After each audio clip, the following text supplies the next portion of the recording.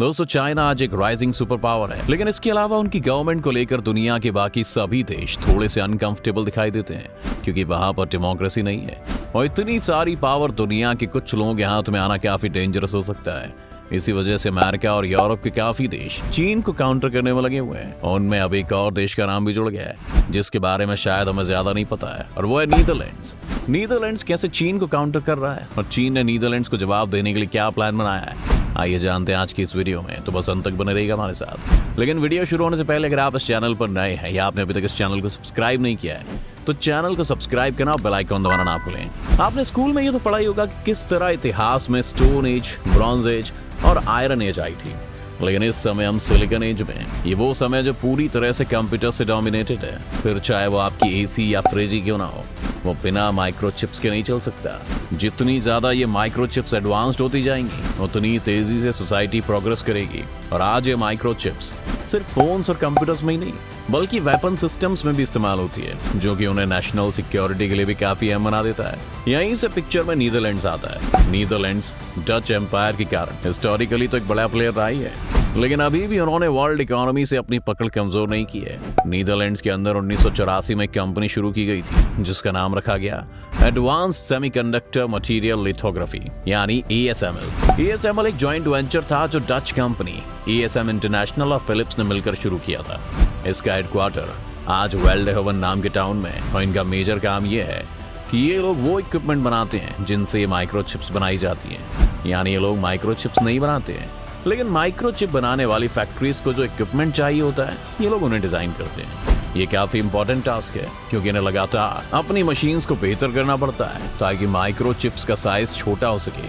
आज के कंप्यूटर्स इतने स्ट्रॉन्ग हैं, इसीलिए आप छोटी सी जगह पर ज्यादा ट्रांजिस्टर्स फिट किए जा सकते हैं। जब ASML की शुरुआत हुई थी तब एक ट्रांजिस्टर का साइज 1 सेंटीमीटर हुआ करता था, लेकिन आज ASML ने एक ऐसा ट्रांजिस्टर भी डिजाइन कर लिया है जिसका साइज 2 नैनोमीटर है, यानी कि एक DNA के स्ट्रैंड जितना। इसीलिए अब एक चिप में ऐसे अरबों ट्रांजिस्टर्स को फिट किया जा सकता है, और जितने ज्यादा ट्रांजिस्टर्स होंगे उतनी ज्यादा चिप की पावर भी बढ़ेगी। 1990 में अमेरिका के डिपार्टमेंट ऑफ एनर्जी को यह डर था कि जिस हिसाब से चिप मैन्युफैक्चरिंग टेक्नोलॉजी आगे बढ़ रही है, एक समय ऐसा आएगा जब वो चिप्स को और छोटा नहीं बना पाएंगे। इसलिए उन्हें चिप्स बनाने का एक नया मेथड चाहिए था, और यहीं से जन्म हुआ extreme ultraviolet lithography technology का। और उस समय यह प्रोसेस इतनी कॉम्प्लिकेटेड थी कि दुनिया में सिर्फ एक ही कंपनी थी इस टेक्नोलॉजी का यूज करके इक्विपमेंट बना सकती थी, और वो थी ASML।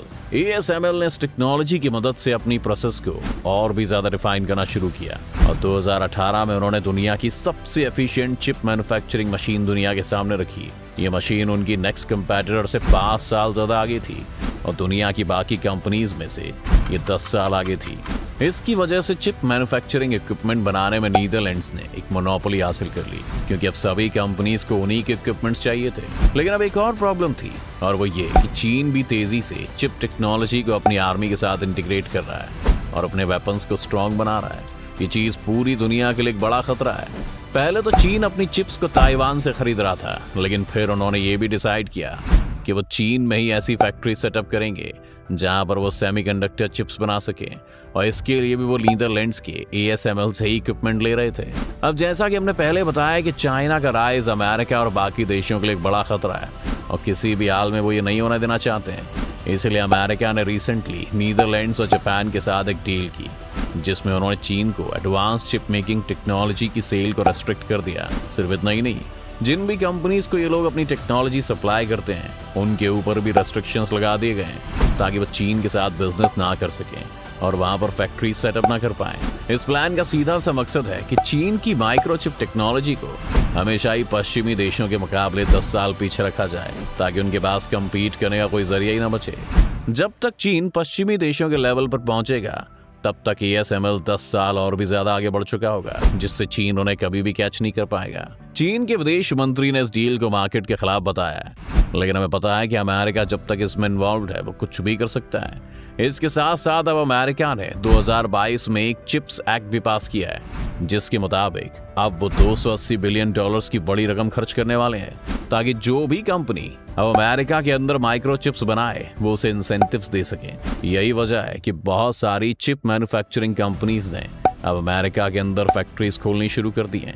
ये सभी कदम चीन को आइसोलेट कर रहे हैं और चीन को भी अब एक डर सताने लगा है। लेकिन ऐसा नहीं है कि चीन इस वक्त चुपचाप बैठा है। चीन के पास भी एक ग्रैंड प्लान है जिससे वो अपने खिलाफ होने वाली साजिशों को रोक सकते हैं। शायद आपको पता ही होगा कि नीदरलैंड सबसे ज्यादा अपने शिपिंग पोर्ट्स की वजह से जाना जाता है।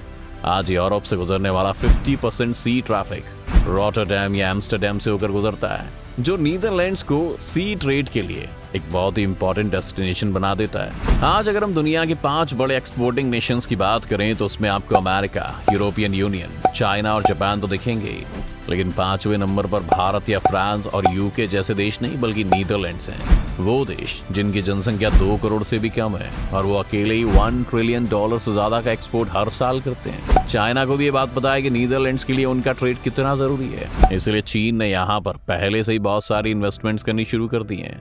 आज रॉटरडैम पर जो शिप्स आती हैं उनमें से 50% शिप्स चीन से आती हैं, यानी इस पोर्ट को अपना आधा बिजनेस अकेले चीन से ही मिलता है। इसी वजह से चीन के लिए काफी जरूरी पोर्ट है और इसे उन्होंने अपने बेल्ट एंड रोड प्रोजेक्ट में भी शामिल किया हुआ है।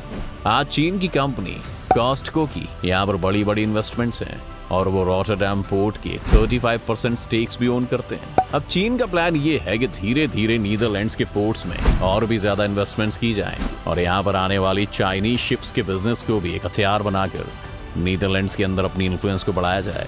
चीन खुद को इस तरह नीदरलैंड्स के साथ इंटीग्रेट करना चाहता है कि वो अमेरिका की नहीं बल्कि चीन की बातें सुनना शुरू कर दे, और जितनी जल्दी चीन ये करने में कामयाब होगा उतनी जल्दी वो अमेरिका से रेस में आगे निकल पाएगा।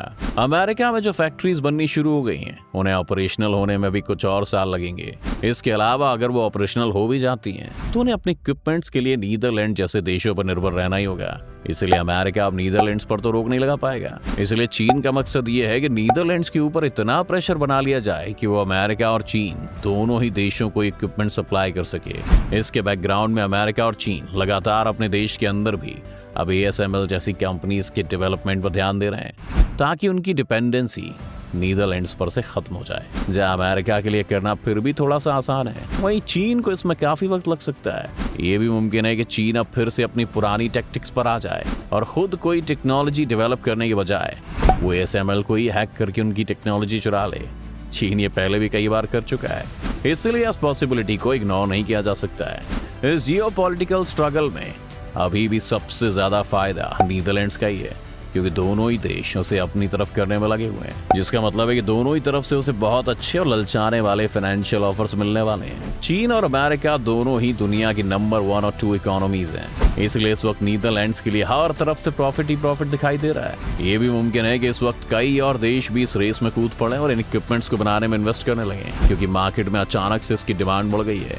जो भी देश इस वक्त इक्विपमेंट मैन्युफैक्चरिंग को परफेक्ट कर लेगा, चीन उसी की तरफ चला जाएगा, और अगर चीन वहां जाएगा तो अमेरिका पूरी कोशिश करेगा कि वो देश चीन को छोड़कर अमेरिका की तरफ आ जाए। अभी के लिए साफ साफ नहीं कहा जा सकता कि आने वाले समय में क्या होने वाला है, पर आपको क्या लगता है इस नई कोल्ड वॉर में कौन जीतेगा, चीन या अमेरिका?